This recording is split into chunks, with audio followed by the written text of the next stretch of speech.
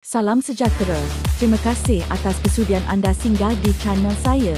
Jika anda seorang penggemar sukan bola sepak tanah air, bantu saya tekan subscribe kerana setiap subscribe anda itu sangat berharga. Terima kasih sahabat baik.